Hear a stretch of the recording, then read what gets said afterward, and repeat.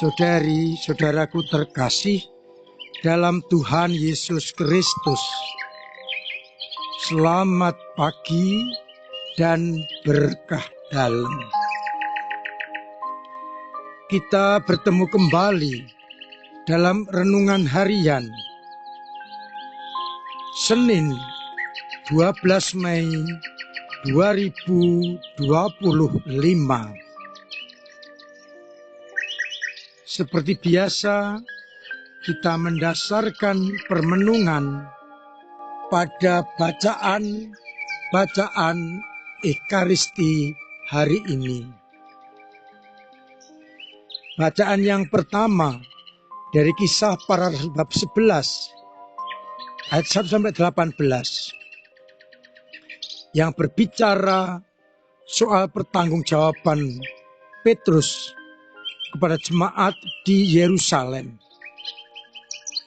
Ia mendapatkan penampakan turunnya suatu kain yang besar berisi berbagai macam binatang, dan ada suara, "Sembelihlah dan makanlah."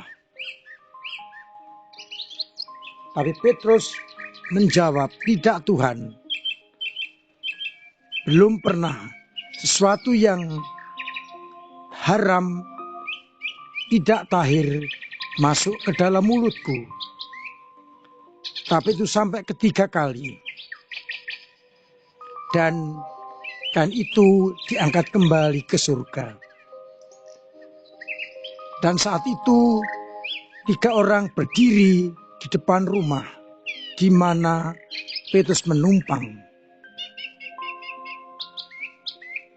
Dan oleh Roh Kudus, Petrus diminta mengikuti mereka. Dan mereka masuk ke rumah Kornelius, perwira Romawi itu.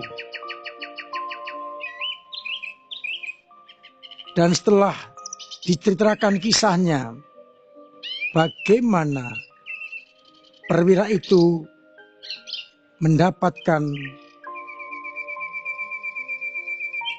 penglihatan seorang untuk diminta menyebut Petrus. Dan akhirnya Roh turun atas mereka. Dan akhirnya Petrus tahu bahwa kepada bangsa-bangsa lain Allah mengaruniakan pertobatan yang memimpin kepada kehidupan. Sedangkan pada Injil Yohanes bab 10 ayat 1-10, Yesus menegaskan, "Akulah pintu menuju kepada domba-domba."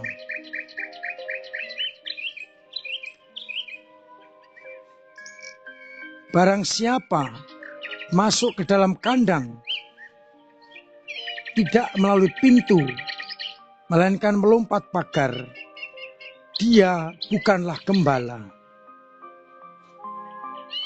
Gembala yang baik akan lewat pintu yang benar dan akan membawa domba-domba itu ke tempat yang memberikan harapan, padang rumput yang hijau, air yang tenang. Dialah pintu itu yang dilewati oleh gembala yang akan membawa kepada kehidupan. Sehingga kalau orang lewat pintu itu, gembala-gembala akan mendengarkan sang gembala itu. "Akulah pintu kepada domba-domba itu. Yang datang sebelum aku adalah pencuri dan perampok. Dan domba-domba tidak mendengarkan mereka. Akulah pintu, barang siapa masuk melalui aku, ia akan selamat. Ia akan masuk dan keluar dan menemukan padang rumput, sehingga terjaminlah kehidupannya. Saudari-saudaraku terkasih dalam Tuhan Yesus Kristus, semakin jelaslah kedatangan Yesus ke tengah-tengah dunia ini. Seperti kata Paulus dan Barnabas, karena pemberitaan kepada orang-orang Yahudi ditolak, maka mereka berpaling kepada bangsa-bangsa lain.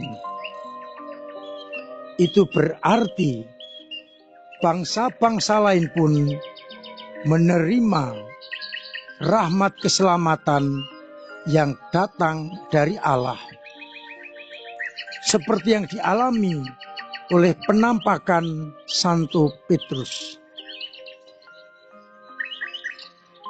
Tuhan menawarkan keselamatan kepada siapapun yang terbuka dan menanggapi panggilan itu, seperti Cornelius, perwira Romawi yang merasa terpanggil dan akhirnya percaya dan diselamatkan.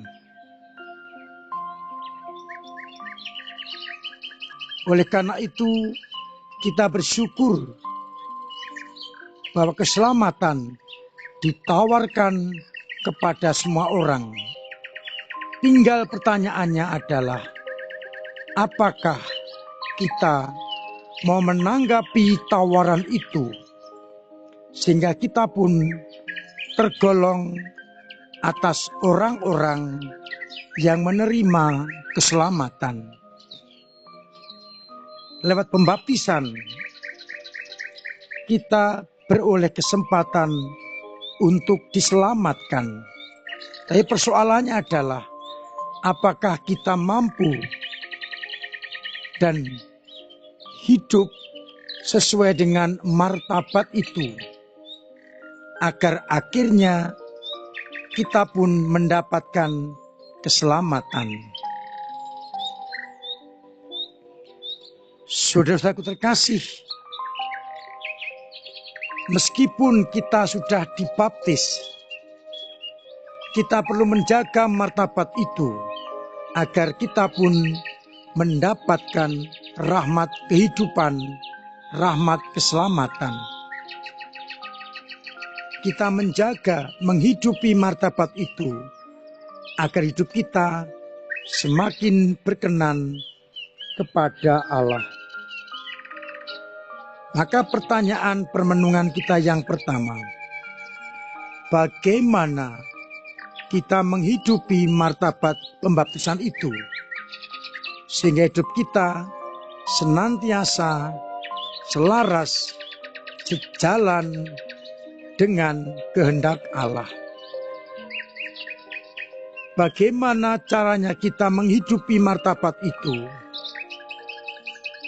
Bacaan Injil memberikan jawabannya, yakni kita hidup selalu melewati pintu yang benar, yakni Yesus Kristus, yang adalah pintu menuju kepada kehidupan.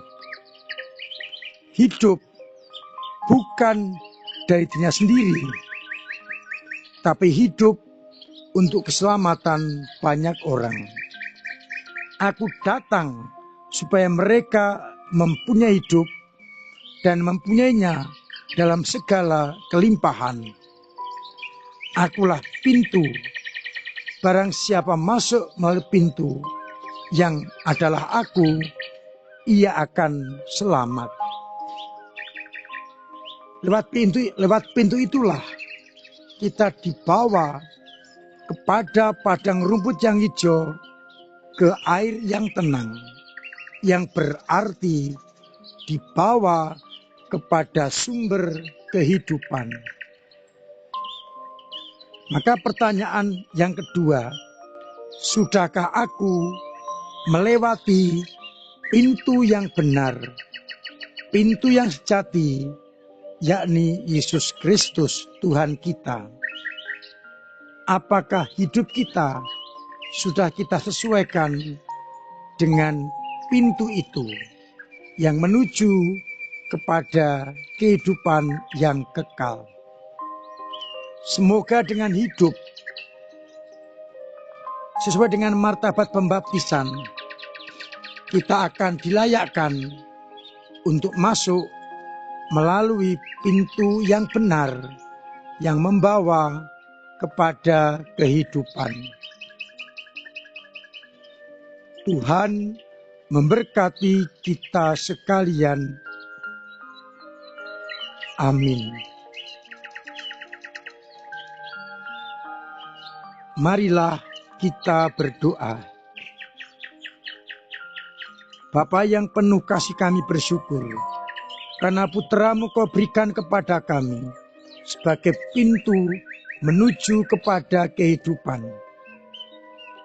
Kuatkan kami dan mampukan kami untuk selalu hidup lewat pintu itu, agar kami dapat sampai kepada kehidupan yang kekal.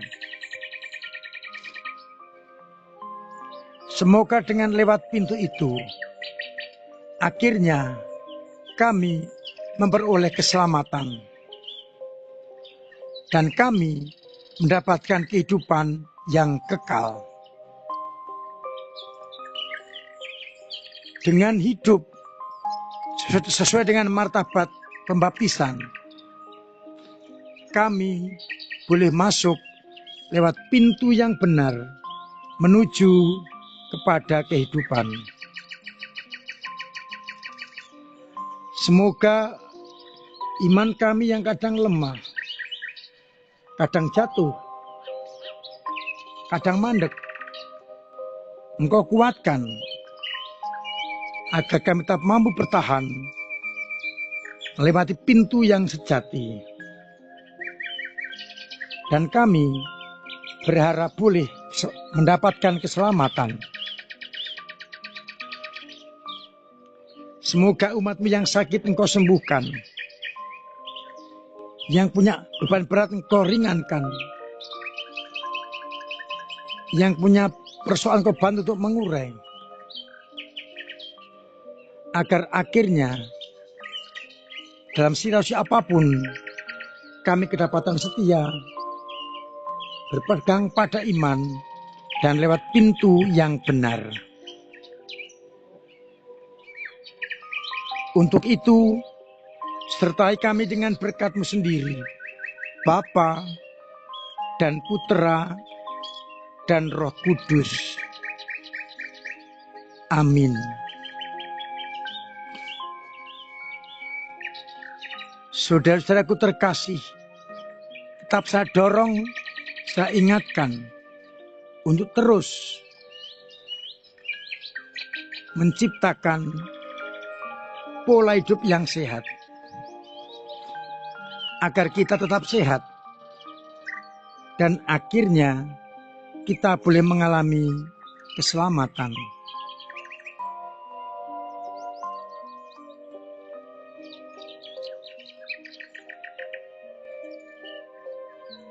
Kita sehat, keluarga sehat, sesama sehat. Terima kasih untuk segala usaha panjenengan dalam menghidupi gereja lewat doa-doa, pemberian diri, pemberian waktu, pemberian tenaga, pemberian karya, dan tentu saja pemberian dana yang sungguh berguna untuk pelayanan gereja. Terima kasih juga untuk kebaikan hati panjenengan dalam berbagi mendukung pembangunan pastoran Paroki Bandung Gunung Kidul, Yogyakarta. Masih tunggu kesempatan panjenengan untuk memberikan amplop-amplop yang masih ada. Ditunggu sampai 2 minggu ke depan agar benar-benar meringankan umat di Paroki Bandung. Yang masih ingin masukkan sumbangan bisa mengambil amplop dan diisi lalu dimasukkan dalam kotak yang ada di dekat pintu masuk gereja. Minggu depan ada penjualan kupon berhadiah untuk penyelesaian gereja Sendangguo, Semarang. Siapa tahu dengan kita membeli kupon, membantu pembangunan, kita mendapatkan hadiah. Silakan minggu depan untuk membeli kupon-kupon itu.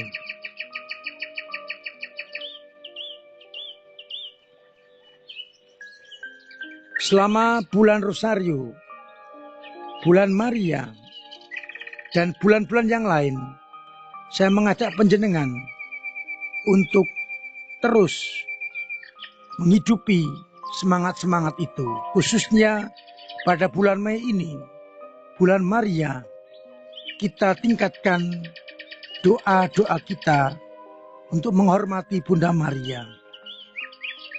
Agar akhirnya semangat Maria tinggal dalam hati kita. Minggu depan kita akan mengadakan aksi panggilan dengan mendatangkan beberapa biarawan-biarawati.